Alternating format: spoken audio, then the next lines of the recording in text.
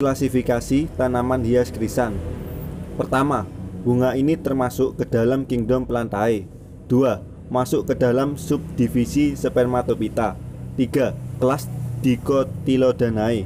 4. Ordo Astreales. 5. Termasuk keluarga atau famili Astreales. 6. Genus Chrysanthemum. 7. Spesies Chrysanthemum morphylium.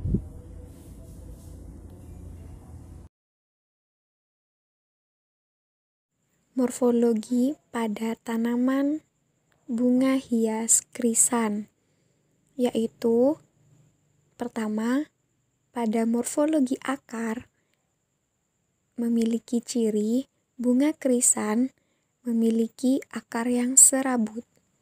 Yang kedua, morfologi batang. Pada batang bunga krisan yaitu berwarna hijau dengan bentuk yang membulat dan permukaan batang yang kasar.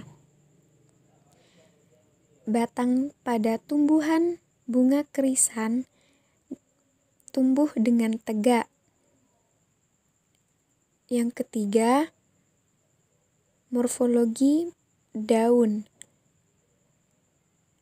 dengan ciri pada bagian tepi daun krisan mempunyai gerigi dan memiliki celah dengan tulang daun yang menyirip dengan bentuk yang lonjong dan ujung daun yang runcing. Daun bunga krisan berukuran panjang sekitar 7-13 cm dan lebar sekitar 3-6 cm. Morfologi pada bunga krisan. Bunga krisan tumbuh pada ujung batang dan tersusun pada tangkai yang pendek dan panjang. Bunga krisan dibedakan menjadi dua jenis, yaitu krisan jenis standar, di mana pada satu tangkai terdapat satu kuntum bunga dengan ukuran besar, dan yang kedua, krisan jenis spray, di mana pada satu tangkai terdapat 10-20 kuntum bunga dengan ukuran yang kecil. Bunga krisan membentuk seperti cawan dengan ujung yang meruncing. Jenis-jenis bunga krisan. Selain memiliki aroma dan warna yang indah, bunga krisan juga memiliki banyak jenis yang beragam. Di antaranya yaitu krisan carinatum. Bunga dengan jenis ini memiliki bentuk yang menyerupai lingkaran. Warnanya berjumlah 2 hingga 3 warna, serta pada bagian tengah bunga terdapat warna yang lebih gelap dengan yang lain. Yang kedua, krisan segetum. Bunga dengan jenis ini memiliki kelopak bunga dengan warna yang bercorak kuning dan pada bagian tengah bunga berwarna sedikit gelap. Yang ketiga, krisan inodorum. Bunga krisan jenis inodorum memiliki warna putih dengan dilengkapi warna kuning cerah yang terletak pada bagian tengah kelopak bunga. Selain itu, bunga krisan jenis ini memiliki aroma yang harum saat mekar di pagi hari. Yang keempat, krisan maksimum. Krisan dengan jenis maksimum memiliki kelopak bunga yang lebih panjang, berwarna putih, dan terdapat warna kuning cerah di bagian tengah bunga tersebut. Dengan ukuran yang lebih besar dibandingkan dengan yang lain, membuat banyak orang membudidayakan bunga krisan jenis maksimum. Yang terakhir, krisan pom-pom. Disebut krisan pom-pom karena memiliki kelopak bunga yang berlapis-lapis dan berbentuk bola. Bunga dengan jenis pom-pom memiliki banyak jenis warna, seperti warna kuning, ungu, warna putih, dengan diameter 10 cm. Bunga krisan jenis pom-pom ini memiliki aroma wangi seperti bunga krisan jenis lain. Syarat tumbuh. 1. Krisan tumbuh dengan baik di dataran medium hingga tinggi, yaitu pada kisaran 600 sampai 1200 mdpl. 2. Krisan kurang menyukai cahaya matahari dan percikan air hujan langsung serta tanah yang tergenang. 3. Hujan deras atau curah hujan tinggi yang langsung menerpa tanaman krisan dapat menyebabkan tanaman mudah roboh, rusak, dan menghasilkan bunga dengan kualitas rendah. 4. Budidaya krisan di daerah bercurah hujan tinggi dapat dilakukan di dalam bangunan rumah lindung berupa rumah plastik atau rumah kaca. 5. Krisan dapat tumbuh pada kisaran suhu harian 17-30 derajat Celcius.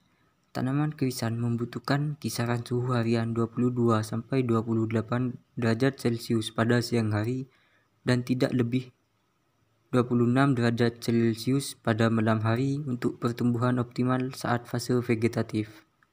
6. Suhu juga berpengaruh terhadap kualitas bunga yang dihasilkan. Suhu harian ideal pada fase generatif adalah 16-18 derajat Celcius. Apabila suhu lebih dari 18 derajat Celcius, bunga yang dihasilkan cenderung berwarna kusam, pucat, dan memudar. 7. Kelembaban udara juga berpengaruh terhadap pertumbuhan bunga krisan. Tanaman krisan membutuhkan kelembaban 90-95% pada awal pertumbuhan untuk pertumbuhan akar, sedangkan pada tanaman dewasa, pertumbuhan optimal tercapai pada kelembaban udara sekitar 70-85%. Istilah teknik budidaya diturunkan dari pengertian kata-kata teknik atau teknis dan budidaya. Teknik atau teknis memiliki arti pengetahuan atau kepandaian membuat sesuatu, sedangkan budidaya bermakna usaha yang memberikan hasil. Jadi, teknis atau teknik budidaya adalah proses menghasilkan bahan pangan serta produk-produk agroindustri dengan memanfaatkan sumber daya tumbuhan. Pada tanaman krisan dilakukan beberapa teknis budidaya, antara lain yang pertama ada pengolahan lahan. Pembuatan bedengan dengan menggunakan cangkul. Bedengan berukuran lebar 1 meter dan panjang yang disesuaikan dengan lahan. Kemudian, tanah diberi pupuk dasar berupa pupuk kandang. Setelah itu, digemburkan atau dicampur agar pupuk merata dengan menggunakan cangkul. Yang kedua, ada penanaman. Budidaya tanaman krisan bisa dilakukan dengan cara stek pucuk, stek batang, dan pemisahan anakan.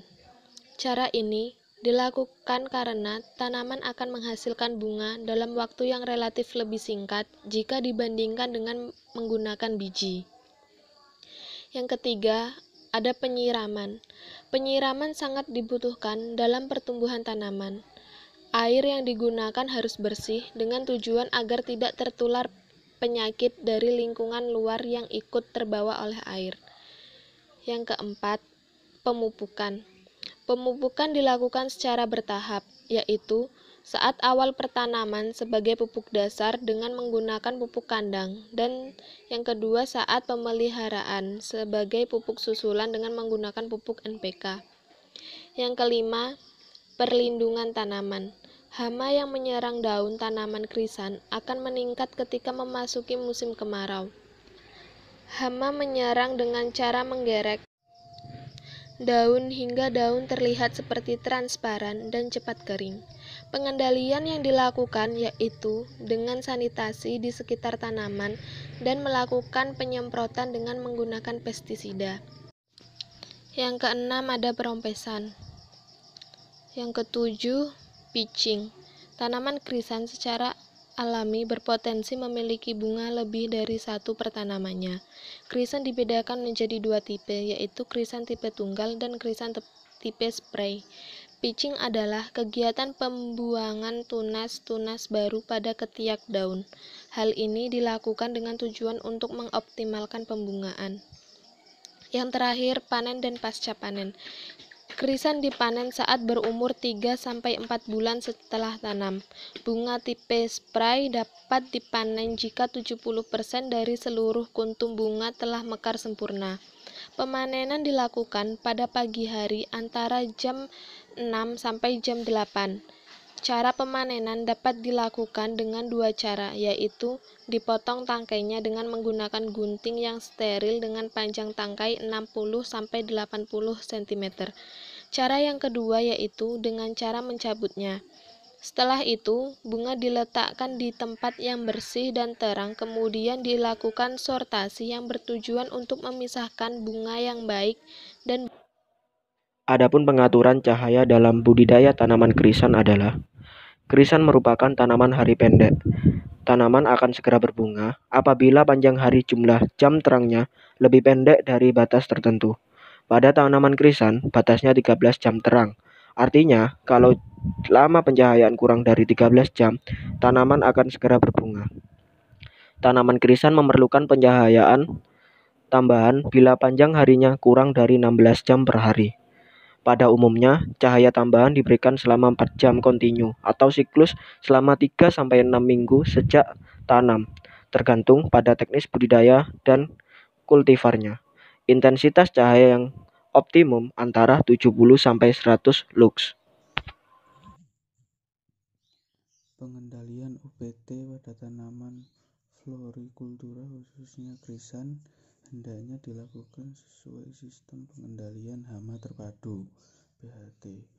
PHT adalah suatu sistem pengelolaan populasi hama yang menggunakan semua teknik yang sesuai secara kompatibel untuk mengurangi populasi hama dan mempertahankan tetap di bawah tingkat kerusakan ekonomi.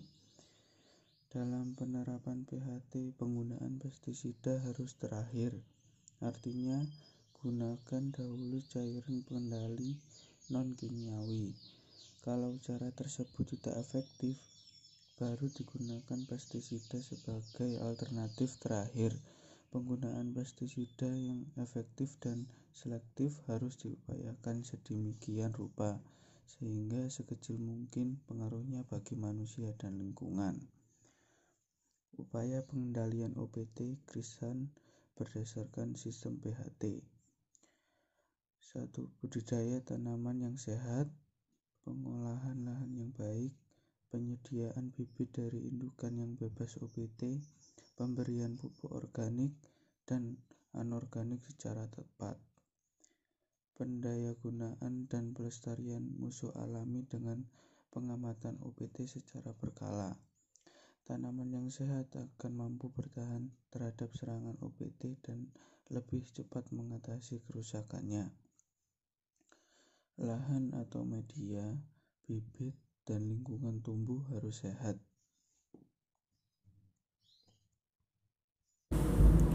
Pemangkasan dilakukan agar tampilan dan tajuk tanaman selalu bagus, serta tanaman menjadi lebih produktif. Pertama, pemangkasan pucuk dilakukan pada umur 2 minggu setelah calon tanam induk ditanam. Tujuannya yakni merangsang pertumbuhan tunas. 2. Penumbuhan cabang primer. Pemangkasan pucuk dapat merangsang pertumbuhan tunas ketika sebanyak 2-4 tunas dan disebut cabang primer. 3. Penumbuhan cabang sekunder.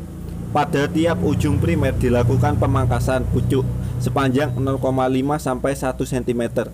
Tiap cabang sekunder dipelihara hingga 10-15 cm. Pengambilan stek pucuk untuk calon benih dilakukan pada tunas yang tumbuh dari cabang sekunder. Penyetekan dihentikan bila tanaman induk menunjukkan gejala pertumbuhan fase generatif atau kuncup bunga. Disbuding dan pincing. Kegiatan disbuding dan pincing sangat perlu dilakukan dalam budidaya krisan. Disbuding adalah kegiatan pembuangan tunas-tunas baru pada ketiak daun. Disbuding biasanya dilakukan pada bunga krisan tipe tunggal untuk optimalisasi pembungaan agar bunga yang dihasilkan lebih besar.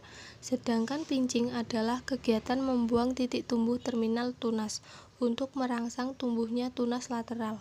Biasanya dilakukan pada krisan tipe spray agar tunas lateral menjadi lebih banyak. Panen. Panen dilakukan 3-4 hari sebelum bunga mekar penuh. Umur tanaman siap untuk dipanen yaitu 3-4 bulan setelah tanam. Panen dilakukan pada pagi hari, saat suhu udara tidak tinggi dan bunga krisan bertugur secara optimum. Panen dilakukan dengan 2 cara. Yang pertama, dengan cara dicabut seluruh tanaman. Dan yang kedua dengan dipotong tangkainya. Caranya dengan menggunting tangkai sepanjang 60-80 cm. Pasca panen. Yang pertama, dilakukan pengumpulan hasil panen yang kemudian ikat tangkai bunga berisi sekitar 50-1000 tangkai, kemudian simpan pada rak.